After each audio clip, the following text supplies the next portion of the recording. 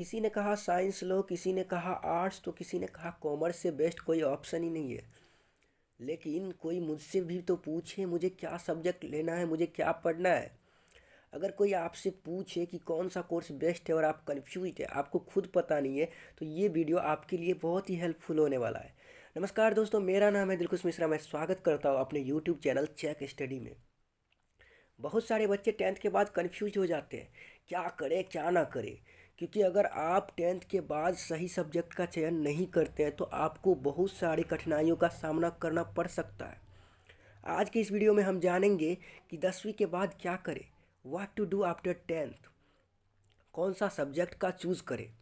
क्योंकि टेंथ के बाद एक सही सब्जेक्ट का चयन करना बहुत ही इम्पोर्टेंट होता है। 10वीं के बाद उस सब्जेक्ट में क्या क्या पढ़ाए जाएंगे, यह भी जानकारी आपको होनी चाहिए। बहुत सारे स्टूडेंट टेंथ के बाद बिना सोचे समझे कोई सब्जेक्ट ले लेते हैं और उसे पढ़ना स्टार्ट कर जाते हैं, जिसके बाद उसे बहुत सारे प्रॉब्लम क्रिएट्स हो जाते हैं। तो आइए जानते हैं टेंथ के बाद हमें कौन सा सब्जेक्ट चूज़ करनी चाहिए। दोस्तों, वैसे तो टेंथ के बाद 3 ऑप्शंस होते हैं, साइंस, कॉमर्स या आर्ट्स। कौन सा कोर्स हमारे लिए बेस्ट है, क्योंकि 10वीं तक तो हम सब एक ही सब्जेक्ट पढ़ते हैं, लेकिन ट्वेल्थ में अपने अपने इंटरेस्ट के हिसाब से सब्जेक्ट चूज़ करनी पड़ती है।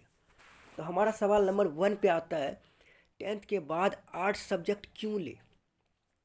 ये सब्जेक्ट वो बच्चे लेते हैं जिनका टेंथ में कम स्कोर आ जाता है, या बहुत सारे लोगों का यह वहम होता है कि आर्ट्स में कैरियर ही नहीं होता है।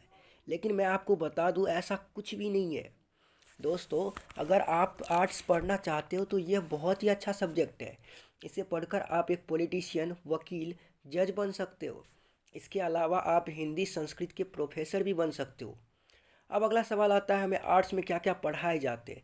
तो आर्ट्स में आपको history, English, geography, philosophy, political science, economics, Sanskrit और फिलॉसफी जैसे सब्जेक्ट पढ़ाए जाते हैं।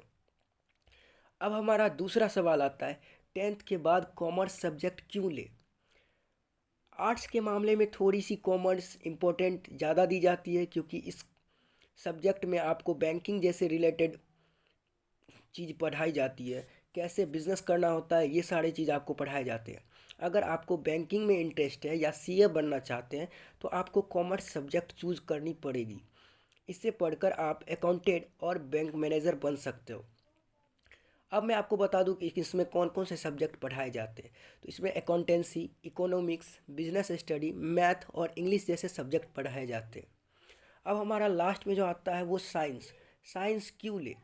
अगर कोई स्टूडेंट बहुत ही इंटेलिजेंट होता है तो वो साइंस का चयन करता है, क्योंकि साइंस को पढ़ने के बाद आप में अच्छी जानकारियाँ हासिल कर सकते हैं। अब मैं बता दूं कि साइंस के 2 पार्ट्स होते हैं, एक मेडिकल और एक नॉन मेडिकल। मेडिकल के अंतर्गत डॉक्टर आते हैं और नॉन मेडिकल के अंतर्गत इंजीनियर आते हैं। इस सब्जेक्ट में, इस कोर्स में आपको फिजिक्स, केमिस्ट्री, बायोलॉजी, मैथ और कंप्यूटर साइंस पढ़ाए जाते हैं।